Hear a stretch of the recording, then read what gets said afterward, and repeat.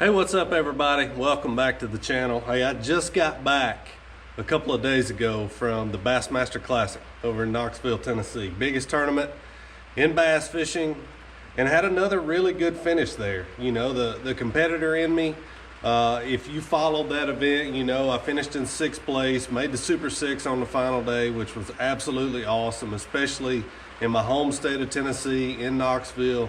But the competitor in me, it still kind of stings a little to get that close and not get it done. But another really great tournament. I don't have anything to complain about. And I want to take you guys through my thoughts going into the tournament, how I fished the event, how I practiced for the event, and a little bit of behind the scenes of the Bassmaster Classic. So here we go. Let's jump right into it. So the Classic's a little bit different. We actually practiced for 3 days a week in advance. So the tournament was March 24th, 25th, 26th. That's a Friday, Saturday, and Sunday. We actually practiced for 3 days a week prior to that. The Friday, Saturday, and Sunday before the tournament began. The Classic is a week-long event. You've got media stuff to do every day. So practicing a week in advance, I looked at the long-range forecast, saw there was going to be a warming trend coming, but it was frigid cold during practice. I mean, real cold. Like water temperature in the low 50s. You know, the fish were already shallow, yes, but I feel like they live shallow on Fort Loudon all the time. First day of practice, I ran way up on the upper end of Tellico Lake. I'd never seen it up there. I was like, what do I have to lose? I'm gonna go up there, try to get away from the crowd. As far as I know, nobody's ever really done real good up there. So I knew it wasn't a place that was gonna get a lot of pressure. I was just trying to find something special away from the crowd. I do that a lot in the Bassmaster Opens. 3-day events are a little different. You only need 15 fish as opposed to 20 fish, and that's a big deal. So, you know, I went all the way up Tellico that first day of practice. I caught a bunch of fish, but they were just small. I never saw anything big, so didn't feel too good about that. Came back down that last half day on the first day of practice and got on a decent deal on Fort Loudon, and spent the next 2 days of that official practice on Fort Loudon. I've got some history there. I fished the 2019 Classic there. I finished 6th in it as well. And then we fished in a Elite Series event there in 2021. I didn't do as well in it, but I felt like going into the event that I knew what Fort Loudon had to offer. I had seen pretty much what it has to offer, and I knew that's where I wanted to spend my time, because the bottom line is, I don't have a lot of experience on Fort Loudon and Tellico Lakes, but I do have a lot of experience on the Tennessee River system as a whole.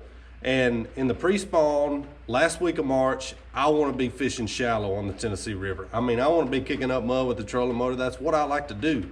So that's how I went into the event. I practiced for what the fish were going to be doing when the tournament came, and not what they were doing at the time. So I told myself the entire practice, if I stay as close as I can to the main river, fish those shallow bars and those shallow flats, if I can get a bite there under frigid conditions, it should be a really good place come time for the tournament. And I really keyed in on the presence of bait fish. I know, you know, bait fish is a big deal in the fall, summer, any time of the year, but particularly in the spring, when you can find the back of a pocket somewhere where there's a bunch of bait like flicking and birds in there and stuff, those pre-spawn bass, that's where they're gonna be, because they're feeding up, because the spawn, it's kind of like a deer. When he goes into rut, it's hard on him, so he feeds up heavy before he starts rutting. A fish is the same exact way, so that was my mindset going in. 2 predominant patterns that worked for me. All 15 fish I weighed in, I caught them one of 2 ways. My main deal was a little 1/4 ounce lipless crankbait. Now, new sponsor for me this year. We've not talked a lot about this yet, but we will in the future. Live Target. Live Target, I've not had an official hard bait sponsor in 10 years on my career. Mustad actually acquired Live Target last year, and this deal just makes sense for me, man. I'm gonna get to work with this company on some new stuff, some new bait designs, And I'm really, really excited about it. I've been a guy my entire career that has sort of shied away, not totally on purpose, but I've sort of shied away from a lot of bait sponsors because I wanted to be free to fish whatever I wanted to fish. But I'm super excited about this deal. We've got some things that we're already talking about designing. I've got some ideas and some things over the years that I would like to put my efforts into. So I'm excited about this live target deal. But at any rate, I caught them on the little 1/4 ounce live target golden shiner. That was a big player for me. Obviously this bait is called the golden shiner, and they make it in 3 different sizes, 2 1/4 ounce versions and a 1/2 ounce version. Now, like I said, obviously it's called a golden shiner and it looks a lot like a golden shiner, but that particular one, I think it's called silver with a black back. That one looks a lot like a threadfin shad. That's what those fish were feeding on. The profile is absolutely perfect for this time of the year. I was swapping out those hooks. I was putting size 6 Mustad KVD Elite trebles on there. And on day number 2, I'm sure you guys, if you watched live, you noticed on day 2 we got a big rain and the water dirtied up. I caught them on a red one that day. That's actually a red eye shad. Same way I was putting the size number 6 Mustad KVD Elite trebles. Live Target doesn't make a red lipless, so that's my second in line right there. I've always liked that little 1/4 ounce red eye shad. It's a really good bait as well. But this was definitely a heavy hitter for me, and I'm super excited about that Live Target deal once again. 6'10", my Mustad Instinct 610 medium bait casting rod, 7-to-1 reel, 12-pound Vicious Pro Elite fluorocarbon line. That was the setup on that, you know, just chunking and winding in the backs of those pockets. I'm talking like from 1 to 3 feet of water, super shallow. That's the key that time of the year, and the presence of bait fish is an absolute must. Now, I didn't weigh in a lot of fish on this, but it was definitely a key deal. Number 1, on day number 1, I weighed in a 4-pound 10-ounce largemouth. It was the clip of the day actually on live. Super awesome catch, and I caught it on this deal right here. This was kind of my backup pattern, and I really thought it was going to play a bigger role in the tournament for me than it did. It didn't end up working out like I wanted it to, but anytime I'm on the Tennessee River, late March all the way through like the 1st of May, I love flipping main river bluffs with a jig. This is a 1/2 ounce. That's the Matt Herron Dirty Jigs, Matt Herron flipping jig. I love that head design. It's got a really good weed guard, got a good hook in it. That's an awesome jig. I've come to really like it.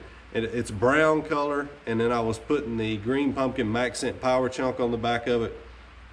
And that was a deadly combination for me. I was flipping it on my 7.6 heavy Mustad Instinct bait casting rod, 8-to-1 bait casting reel, and 20-pound Vicious Crystal Clear fluorocarbon. If you guys have not tried the Crystal Clear fluorocarbon from Vicious for flipping and pitching, it's an absolute game changer. It's a really hard line, doesn't have a lot of stretch in it, and it's super strong. I've not broke off a fish with it yet, and I don't break off a lot of fish with the 100% or the Pro Elite either, but I really do like the Crystal Clear. But those are my main 2 patterns, the lipless, the jig. That was the deal for me. Another great event, like I said, 6th place finish. I have nothing to complain about. And I really want to thank everybody for all the support. You know, me being a Tennessee guy, that event being in Knoxville, it's always special. Knoxville is a special place. The arena was packed out that last day, and it was just, man, a super fun event. But I want to thank you guys for watching. Thank you for all the support. I appreciate you. You can find all this stuff right here, rods, reels, line, the jigs, the lipless, they've got it all. MidwayUSA.com. Y'all check those guys out. I appreciate you. I'll see you next time right here. Brandon Lester Fishing.